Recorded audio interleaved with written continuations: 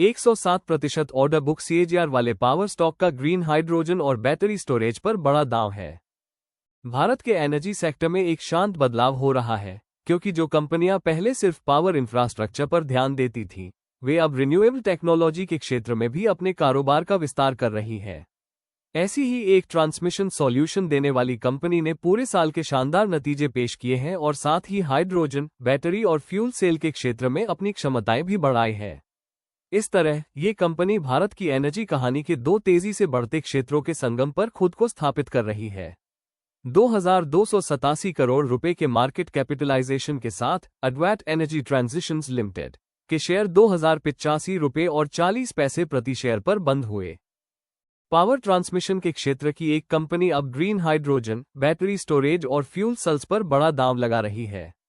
Record revenue growth और बढ़ते order book के साथ ये कंपनी एनर्जी ट्रांजिशन की एक नई कहानी लिख रही है, जिस पर बारीकी से नजर रखने की जरूरत है। मजबूत कंसोलिडेटेड नतीजे और तेजी से बढ़ता ऑर्डर बुक। अद्वैत एनर्जी का फाइनेंशियल ईयर के लिए कंसोलिडेटेड रेवेन्यू 715 करोड़ रुपये रहा, जो पिछले साल के मुकाबले 80% की बढ़ोतरी दिखाता है। ब्याज, टैक्स, डेप्रिसिएशन और अमोर्टाइजेशन से पहले की कमाई EBITDA पिछले साल के मुकाबले 64% बढ़कर 84 करोड़ रुपये हो गई, जबकि मार्जिन पिछले साल के 12.9% के मुकाबले 11.7% रहा। टैक्स के बाद का प्रॉफिट पिछले साल के मुकाबले 75% बढ़कर 58 करोड़ रुपये हो गया और प्रॉफिट मार्जिन 7.7% रहा। बिना पूरे हुए ऑर्डर की संख्या अनएग्जीक्यूटेड ऑर्डर बुक एक खास पैमाना रही है। 31 मार्च 2026 तक यह 1304 करोड़ रुपये थी, जो साल दर साल 159% ज्यादा है और 4 सालों में 107% की compounded annual growth rate CAGR दिखाती है। इसमें से पावर ट्रांसमिशन सेगमेंट का हिस्सा 64% था, जबकि नए रिन्यूएबल एनर्जी वर्टिकल का हिस्सा 36% था। इससे पता चलता है कि पुराना बिजनेस तो चल ही रहा है, साथ ही नया बिजनेस भी कितनी तेजी से बढ़ रहा है। पावर ट्रांसमिशन मुख्य काम बना हुआ है। अद्वैत एनर्जी का पारंपरिक business optical ground wire, aluminium clad steel wire, emergency restoration system, stringing tools और टर्नकी प्रोजेक्ट के काम से जुड़ा है। इसमें पुराने कंडक्टरों को हाई टेम्परेचर, लो सैग वाले कंडक्टरों से बदलने, रिकंडक्टरिंग का काम भी शामिल है।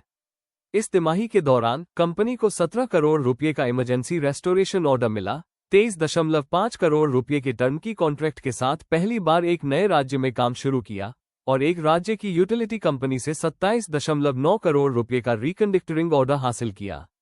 साथ ही साल के दौरान कंपनी को अपनी मैन्युफैक्चरिंग यूनिट के लिए लेबोरेटरी एक्रेडिटेशन और कुल मिलाकर 10 राज्य यूटिलिटी बोर्ड से प्रोडक्ट अप्रूवल भी मिले।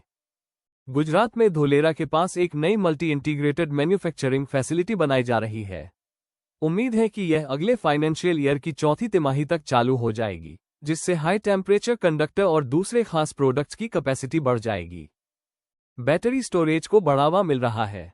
रिन्यूएबल एनर्जी डिवीजन ने एक सरकारी यूटिलिटी के लिए अपना पहला battery storage project build own operate बनाओ मालिक बनो चलाओ मॉडल पर शुरू किया है।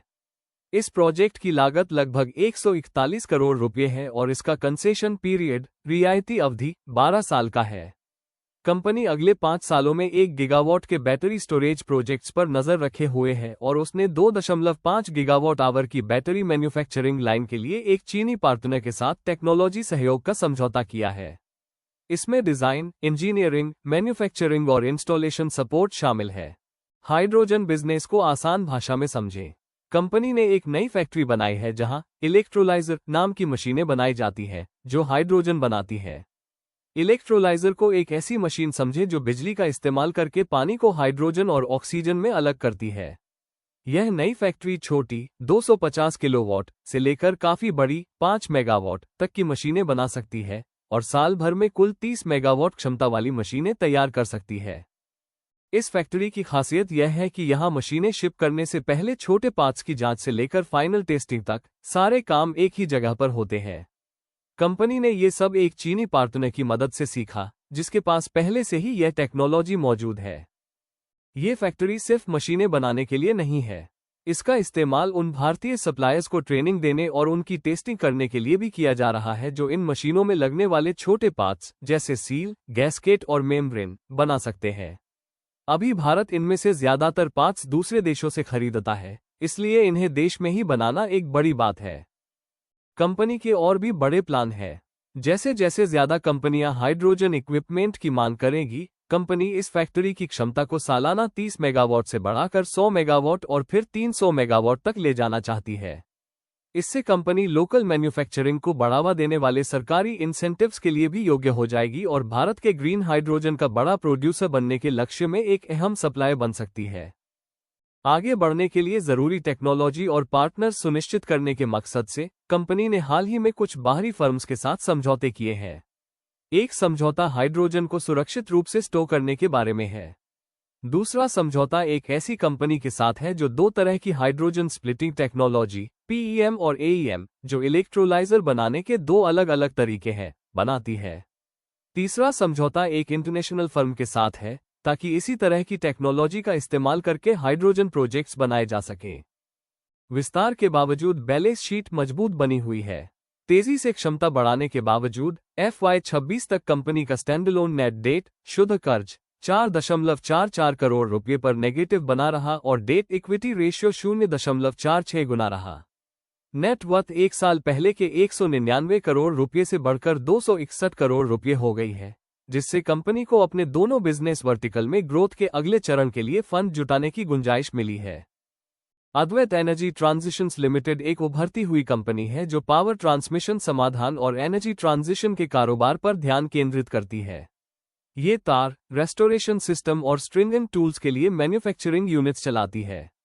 साथ ही ये solar projects, battery storage, green hydrogen electrolyser और फ्यूल सेल टेक्नोलॉजी के क्षेत्र में भी विस्तार कर रही है और इसके पास कार्बन क्रेडिट्स और रिन्यूएबल एनर्जी सर्टिफिकेट्स का विविध पोर्टफोलियो भी है।